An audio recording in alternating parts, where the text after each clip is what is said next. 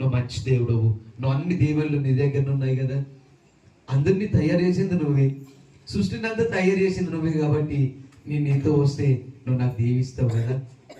దీవిస్తాడా లేదా? Praise the Lord. Hallelujah, hallelujah. ఆయనతో ఉండు వారికి ఏ మేలు, ప్రైజ్ ది లార్డ్. ఆయనను అడుగు వారికి ఆయన ఇచ్చేస్తాడు. ఏం కావాలో అడగండి ఆయనతో ఉండి. ఎప్పుడు అడగాలి? మన బ్రతుకులు పతనం చేసుకుంటూ, పాపంలో జీవిస్తూ, అబద్ధమాడుతూ, దొంగతనం చేస్తూ, నరాధ్య చేస్తూ, వ్యభిచారం చేస్తూ, ఇష్టం వచ్చిన బ్రతుకుతూ, తాగుతూ, తిరుగుతూ, తందనాలేస్తూ, సమస్తం ఈ లోకానుసారమైన జీవితాన్ని జీవిస్తూ, దేవాన్ని దీవించు దీవించు దీవించు దీవించు. ఎట్లా వస్తుంది దీవెనలు?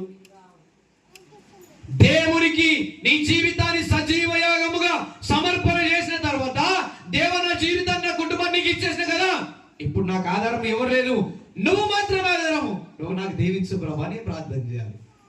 హల్లెలూయా, హల్లెలూయా. ఆ విధంగా ఎవరైతే చేస్తారో వారు నూతన సృష్టిగా మార్చబడతారు.